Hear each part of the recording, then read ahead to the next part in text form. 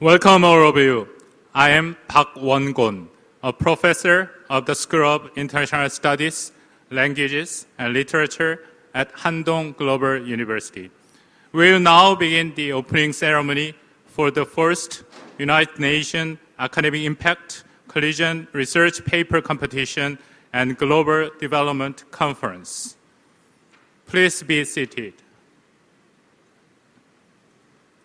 First, if I may, we would like to hear welcoming remarks from Academic Impact Korea co-president Young-Gil. Please give him a warm round of applause.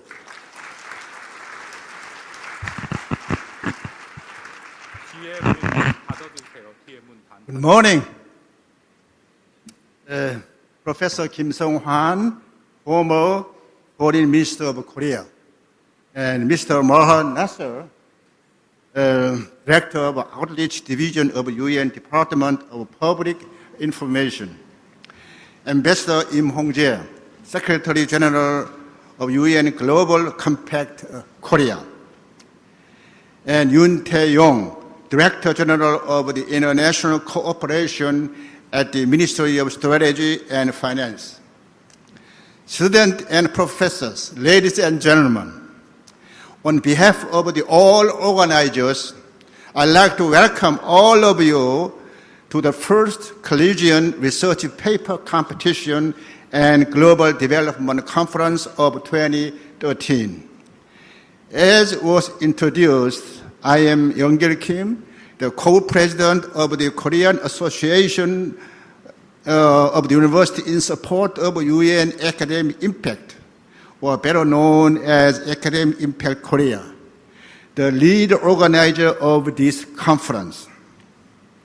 I am also the president of the Handong Global University, the global hub of UN Academic Impact, designated by UNAI to pursue principle of capacity building of the higher education systems, particularly in developing countries. It is a great honor and privilege to host such a grand-scale conference where quite a few dignitaries such as Secretary of General of United Nations, Foreign Minister Hwan, also Minister of the Education, Son Nam-soo, and among others are participating in various roles. Some foreign diplomats are also present here today. Leaders of NGO and other public-private organizations also participate in this conference. But more than anything, I'm very thrilled that I see the many young men and women university students are present in this conference, about 20 countries, such as Bangladesh, Burundi, Cambodia, China, Ghana, Indonesia, Japan, Kazakhstan, Kenya, Korea, Mexico, Moldova, Myanmar, Nepal, and Pakistan, Romania, Sri Lanka, Tanzania, Philippines, and Uganda. The purpose of this gathering is for young students to discuss direction in which the world should go. I'm very excited that young people like you are discussing global issues and seeking solutions to global challenges. This is truly a worthwhile thing to do. It is because the world is yours to run. When time comes, many of you will become leaders of the world, run this world. That's precisely the reason why UN Secretary General, His Excellency Ban Ki-moon, launched UN Academic Impact November 2010. Higher educational institutions such as universities and their students should be able to assist United Nations pursue the fundamental goals of peace, development, and human rights. UN needs cooperation and assistance from intellectual community of universities and their students to solve many global issues and challenges. Almost 900 universities have joined the effort globally, and 54 of them are Korean. Last year, 46 Korean universities formed Academic Impact Korea to support the work of UNAI. And indeed, it is the lead organizer that made this conference possible. As you know, the target of the Millennium Development Goals, MDG 2015, is less than 2 years away from now. Thanks to the MDG, the world has accomplished substantial progress in reducing poverty. However, the disparity in living standards have become larger over the years. There are still large number of people starving, a large number of children dying for hunger and diseases, and the vast number of women being left out of development chain. We need to press on to achieve poverty eradication. We need a new set of goals that replace the current MDGs. I understand that many of the papers today are dealing with these issues very critically. I hope that discussion will generate some tangible result which can be used in formulating the post-2015 agenda, and that your voices are heard by international community.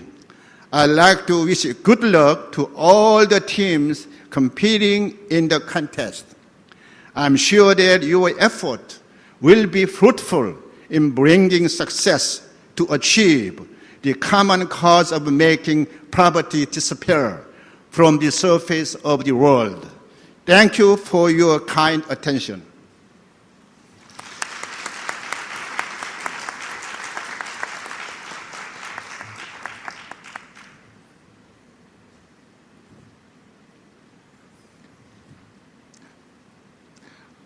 Next, I'd like to ask the Secretary General, United Nations Global Compact Korea, Im Hong-jae, to deliver congratulatory remarks for us. Please welcome him with a warm round of applause. Co-President Kim Young-Gil of the UN Academic Impact, former Minister of Foreign Affairs Kim Hwan, distinguished guests, academic leaders, senior faculty members, and the students' representatives, ladies and gentlemen. To begin with, it is my great privilege to welcome all of you to the first UN Academic Impact Collegian Research Paper Competition and Global Development Conference, co-hosted by the UN Academic Impact Korea and the UN Global Compact Network Korea. I would like to congratulate all students who are awarded in the Collegian Research Paper Competition. I would like to address 4 messages today. First of all, this competition and conference are very timely and meaningful to all of you, the youth of today and the future of the world. The enormous array of the global challenges that the United Nations is encountered with grows ever more complex, and this requires huge attention as well as cooperation from youth. In this regard, this conference could not come at a better time.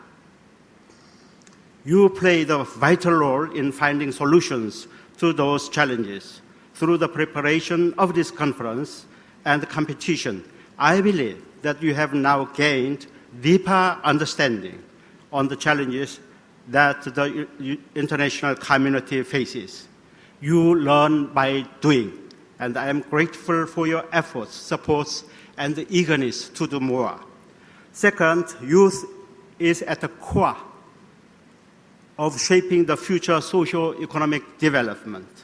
As you are already aware, last May, under the leadership of the UN Secretary General Ban Ki-moon, a high-level UN panel has recommended an ambitious roadmap to tackle the world's major challenges, from climate change to empowerment of women, with a key goal of ending absolute poverty by 2030 through sustainable development. In this process, youth, representing a quarter of the world population, is expected to take a central role. While driving force for social and economic development, youth shapes social and economic values and norms. For this reason, the panel's report places youth at the core of the process of the post-2015 development agenda. Thirdly, education has everlasting impacts on youth worlds and upon social and cultural practices more broadly. Youth has the great energies, dynamics, and potentials. Of course, there are many challenges ahead of you, such as marginalization, discrimination, unemployment, and violence. As the future of mankind, we need your dynamics and imaginations in seeking solutions to those challenges and to move forward. In this respect, the first UN Academic Impact Collegian research paper competition is a good vehicle to further develop and enhance your thoughts and ideas on the global issues. The thoughts and ideas bring our future to life.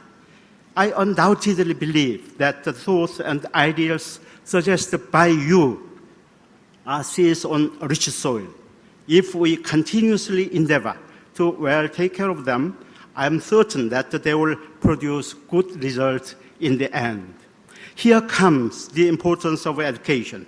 Education is the single most effective means of leading the society, and integrating interest in social responsibility with education is crucial. The significance of responsible education will enable to locate milestones in expanding Korea's involvement in the international cooperation. The United Nations Academic Impact Korea has begun to compile a record of engagement on this cooperation and deserves our commendation. Last but not least, the UN Academic Impact and the UN Global Compact are working towards a common goal. The UN Global Compact is a strategic policy initiative for businesses that are committed to aligning their operations and their strategies with 10 universally accepted principles in the core areas of human rights, labor, environment, and anti-corruption. By doing so, this helps businesses successfully implement their social responsibility and long-term growth.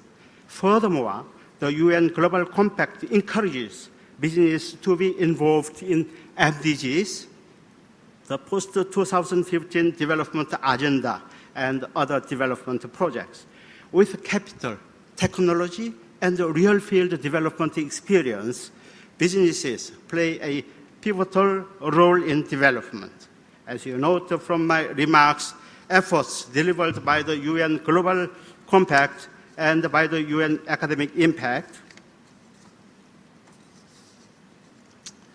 seeks to deliver greater good to our society by sharing the same goals and moving forward together to build the future we want.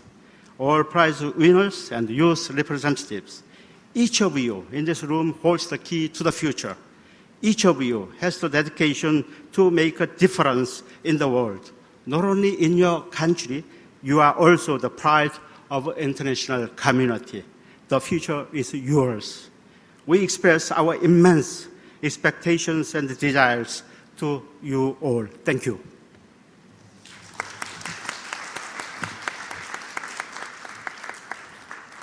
Thank you, Secretary General. Next, Director General, International Economic Affairs Bureau, ROK Ministry of Strategy and Finance, Yoon Taeyong, will deliver congratulatory remarks. Please give him a big hand.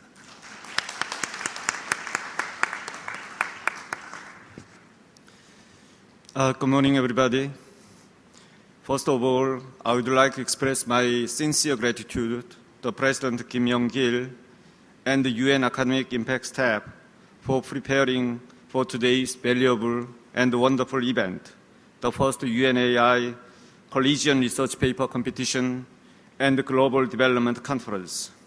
Distinguished guests, and most importantly, university students who joined us today, I would like to convey my sincere congratulations, and I would like to you for inviting me to this wonderful event.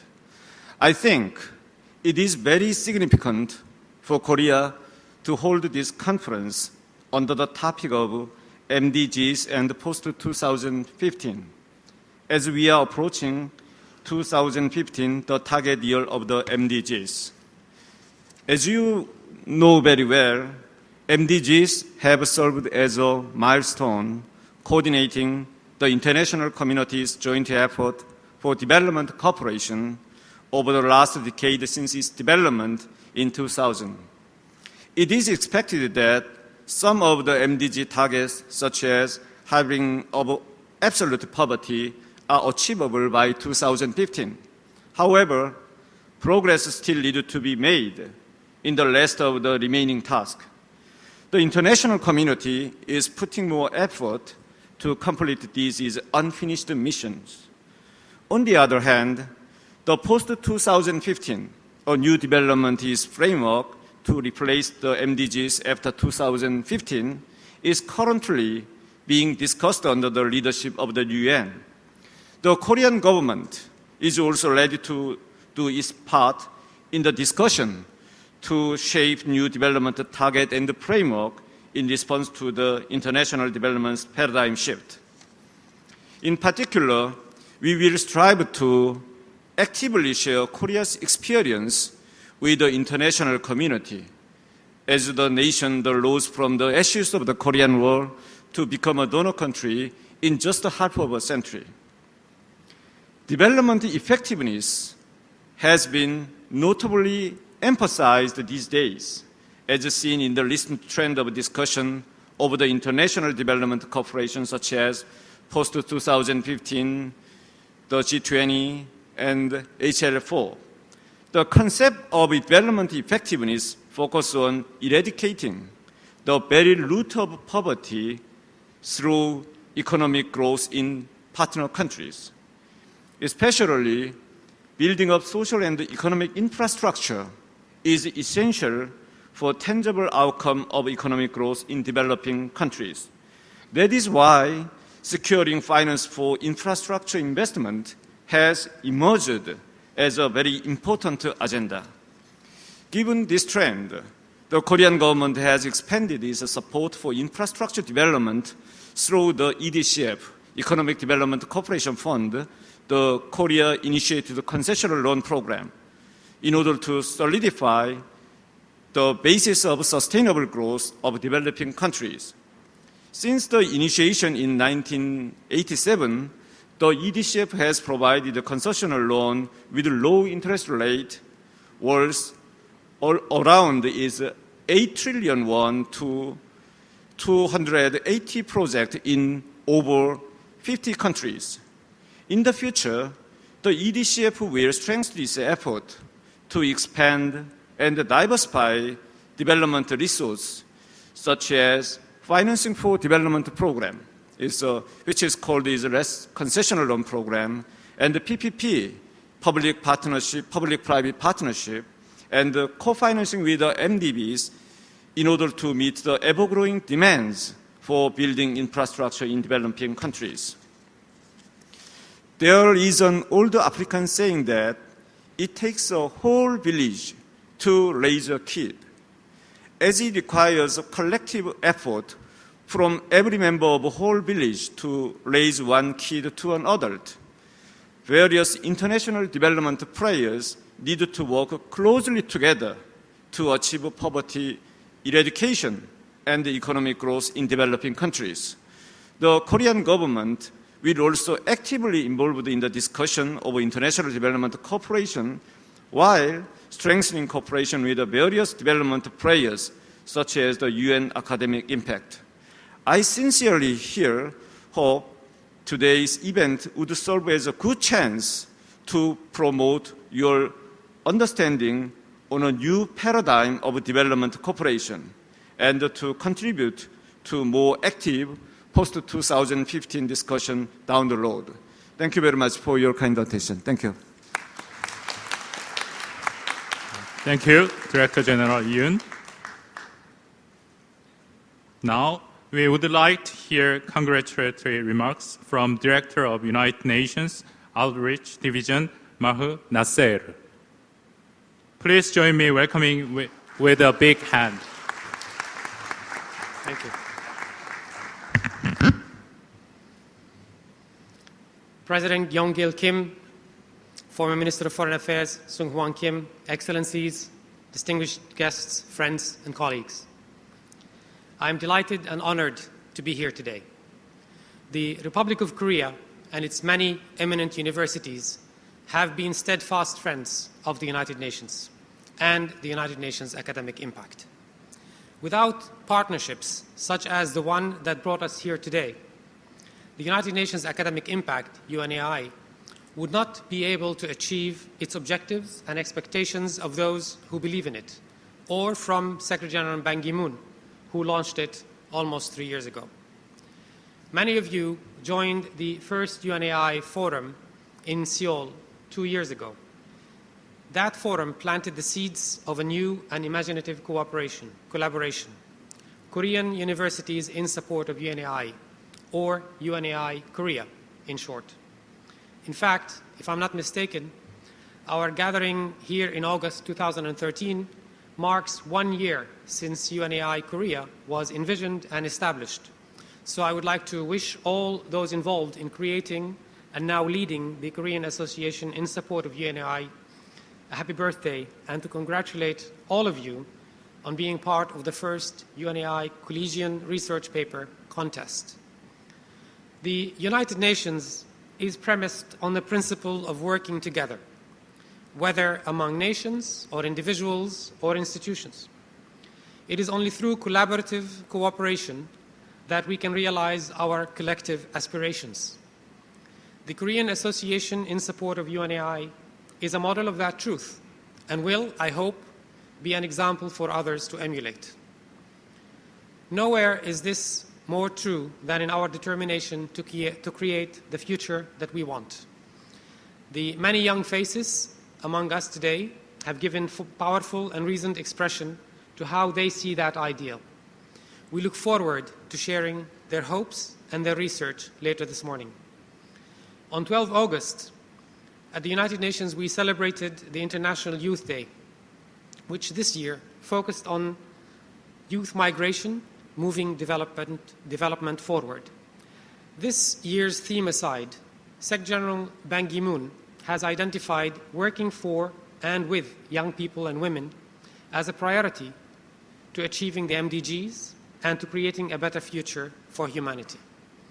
In February of this year, Secretary General Ban hired the first ever envoy on youth, a 29-year-old young man from Jordan, Ahmed Al-Hindawi, to help energize and focus the work done by the UN system as a whole on youth and to be a voice for youth inside the United Nations and for the United Nations with youth. Ahmed works as part of the Outreach Division, and we do our best to amplify his messages and work that the UN does on youth issues. Youth have an important role to play in today's globalized and interconnected world. As Secretary General Ban Ki-moon recently told Yale students, and I quote, "We will not address climate change without sustainable development, sustainable energy.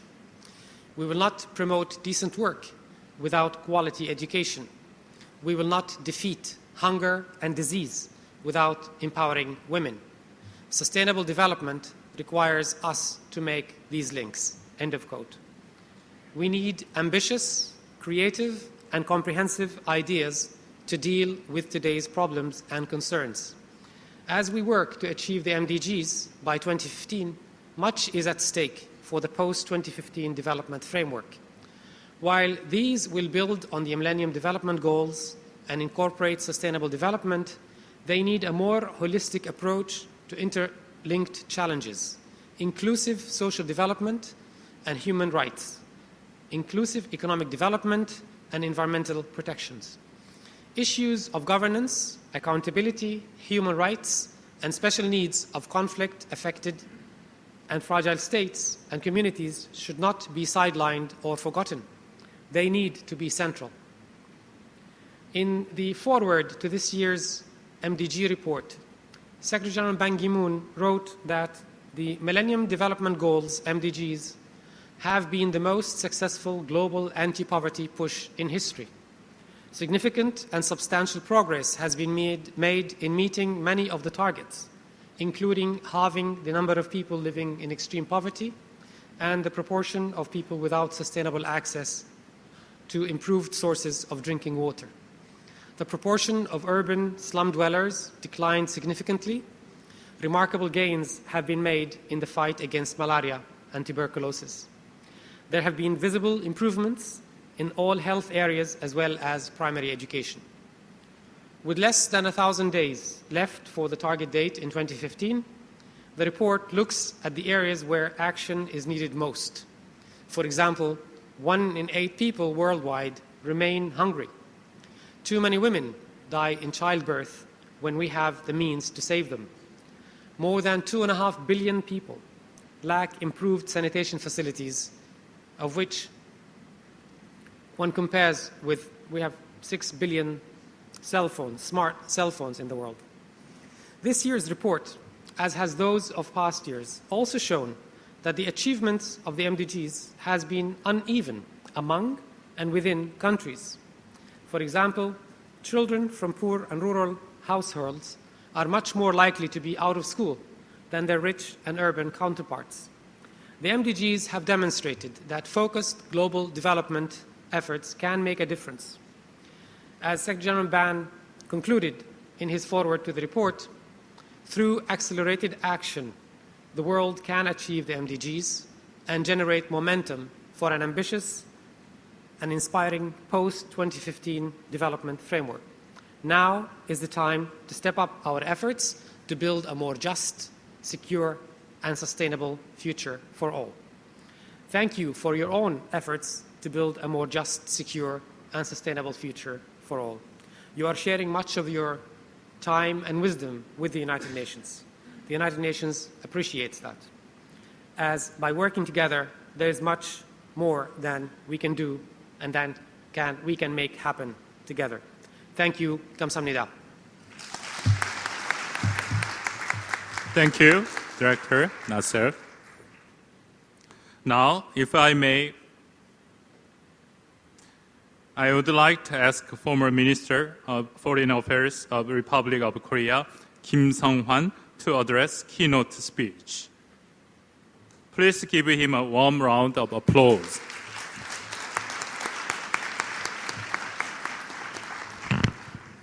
Good morning, everyone. President Young-Gil and distinguished guests, ladies and gentlemen, I wish to join my previous speakers in welcoming all of you to attend this first Collegian research paper competition hosted by the UN Academic Impact Korea.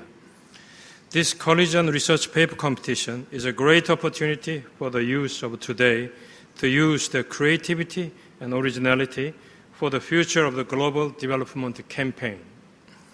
As a panelist of the UN high-level panel on the post-2015 development agenda, I would like to explain to you about the panel's ideas for future development aims of the global community. Last July, the UN Secretary General Ban Ki-moon established a high-level panel composed of 27 members. The co-chairs of the panel were President Yudhoyono of Indonesia and President Sirleaf of Liberia and Prime Minister Cameron of the United Kingdom. It was mandated to produce a bold but practical report on the post-2015 development plans and submitted the report in late May to the Secretary General. In order to draw up the report, the panel shared and discussed with a vast number of diverse global groups.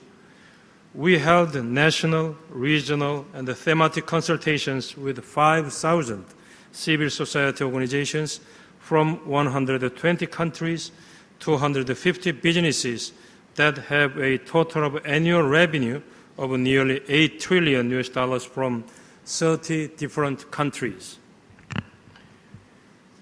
And many of the UN's specialized organizations as well. In addition, the panel surveyed around 500,000 people about their priorities in life. On evaluation of our present reality and the future, the panel produced an outlook on the global population of 8 billion by 2030 and 9 billion by 2050. By then, the masses will have become more urbanized, more middle class, older, and more interdependent. Half the world's lower classes live in conflict-affected areas and are in need of capable and responsive governance. Natural disasters have cost $2.5 trillion since the year 2000, putting environmental assets of the poor under threat. If carbon emissions are not reduced below today's voluntary pledges, we will be faced with a 4 degrees Celsius rise in overall temperature. Therefore, a business-as-usual mindset and method is not at all adequate. Faced with this reality, the panel presented a vision to end all extreme poverty in the context of sustainable development and build a foundation of sustained prosperity for all humanity. They proposed to finish the remaining aims of MDGs, address economic growth, social equality, and sustainable environment. Furthermore, the panel recommended a more people-centered, planet-sensitive direction for the development agenda, as well as establishing new global partnerships to achieve these goals. The panel believed that the framework for the post-2015 development agenda must be universal, relevant, and accessible to all countries, and link sustainable development and poverty into one single sustainable development agenda. The panel has proposed 5 big transformative shifts for the post-2015 development agenda. The first is leave no one behind, making sure that everyone has equal opportunities without discrimination. In particular, when assessing goals, targets, and indicators accomplished, achievements in categories of income, gender, location, age should also be evaluated. The panel suggested that targets be considered achieved only when they are met for all relevant income and social groups. Secondly, the panel believed that sustainable development should be at the core of the development agenda. The establishment of a sustainable production and the consumption pattern was recommended, as well as alleviation of climate change and environmental degradation. Taxes, subsidies, and regulation reforms should be used to encourage sustainable development. Furthermore, the panel advised the establishment of global standards of certification and compliance programs for sustainable development. Thirdly, we should transform economies for jobs and inclusive growth. To this end, the development agenda should employ innovation, technology, and the potential of business and of people themselves. Therefore, education, skills training, improved policies, and business practices were encouraged to create favorable working conditions. By increasing infrastructure and other investments, added value can be created and productivity increased, propelling structural changes in the economy.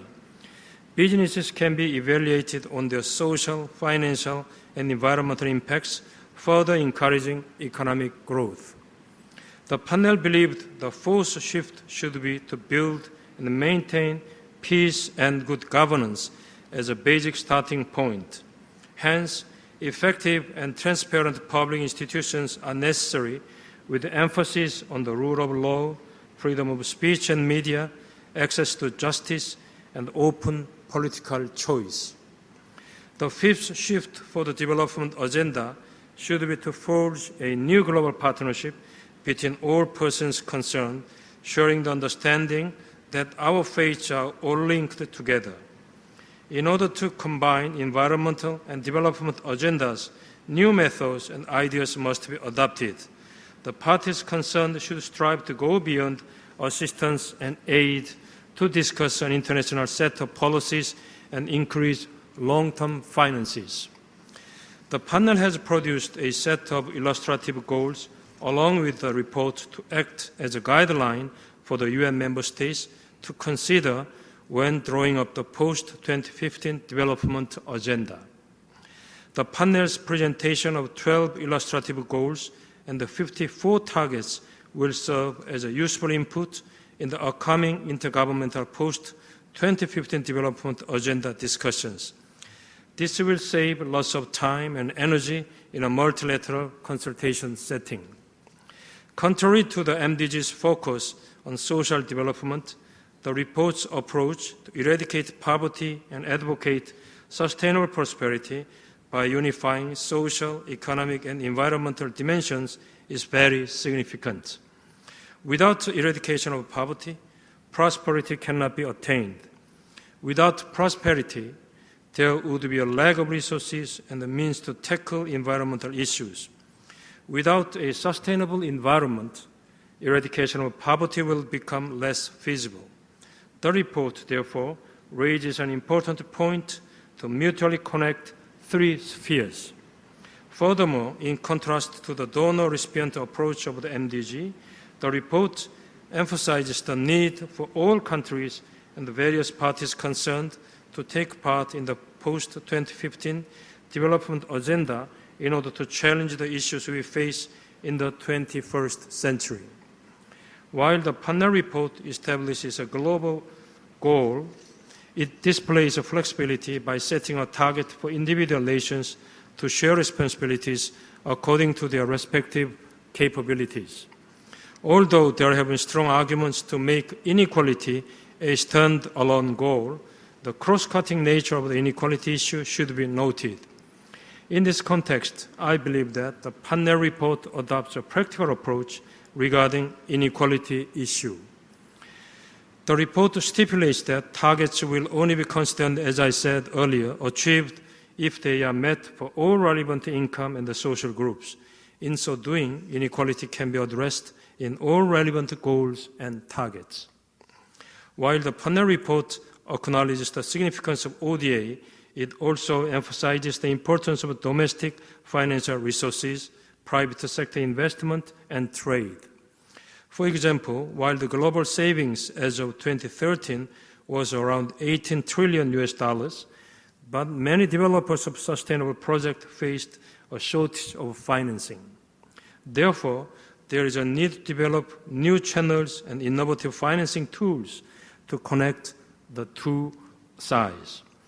Being comprised of a wide variety of countries and professionals, the panel was quick to effectively collaborate and approach the development agenda from many angles and perspectives. This collective mindset and intelligence should be followed in the future intergovernmental discussions as well. While the panel report emphasizes the importance of a new global partnership, it lacks an implementation guideline. Therefore, it is important that intergovernmental discussions address this issue and solidify an execution plan. With respect to such, it is necessary to explore ways to connect the Busan Global Partnership, which accommodates its diverse parties concerned, with a post-2015 implementation mechanism. For an effective development collaboration, the UN Academic Impact, sponsor for today's competition, pursues a comprehensive partnership based on academic institutions such as universities and research institutions. Although physical hardware is an important factor in development collaboration, it is up to the training of skilled peoples to carry out such work. The achievements of the post-2015 development agenda will largely depend on the youth of today. Keeping in mind the foundational ideals of philanthropy, I request that everyone here today devote to practicing what it takes to grow as global experts and thereby become major contributors of the global community. In conclusion, I'd like to thank everyone involved at the UN Academic Impact for providing this valuable opportunity, and I hope this competition will be a meaningful experience for all of you. Thank you for your attention.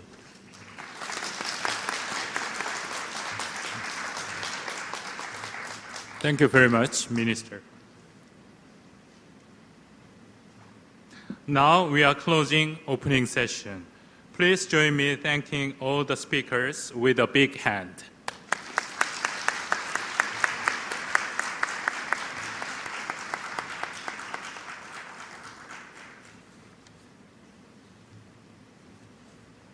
Now we are going to get started with the research paper presentation. As you all already aware that the presented papers will try to assess the United Nations Millennium Development Goals, also known as MDGs, in various fields. The papers that will be presented in contest session 1 are about marginal populations and assessment of UN MDGs.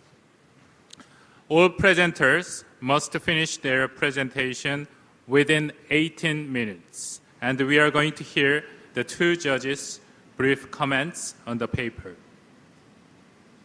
Now, first, Shin Ji-hyun and others from Ewha Women's University in Korea will present a paper.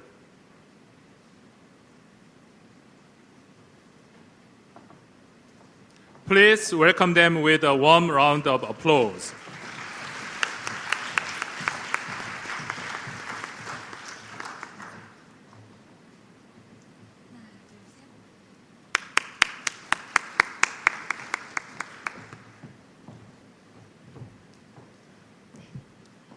Good morning, ladies and gentlemen.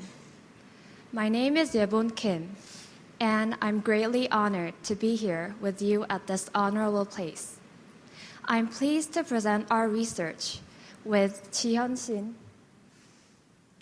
and Soo-ah Shin about gender equality and education in post-MDGs era.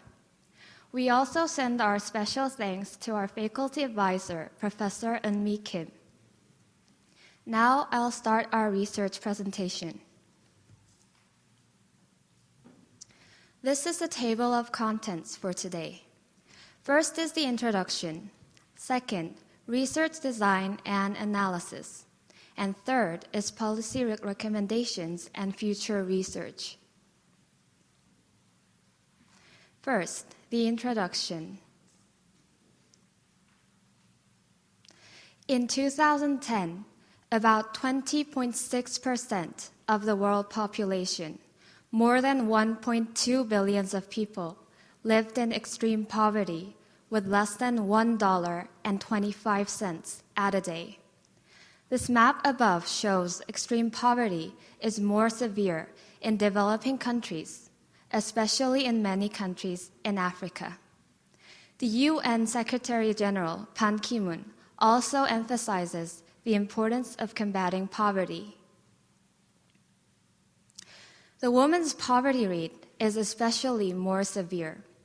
Among women who are the head of the family, about 40.9% were mired in poverty in 2011. Gender equality, which is the goal 3 of the MDGs, is the key driver for achieving the MDGs and the other 7 goals of the MDGs. Especially investments in women's education and health may lead to greater economic activity and productivity, women's right to health, and children's well-being. Eventually, these factors leads to poverty reduction. In addition, gender equality in the environmental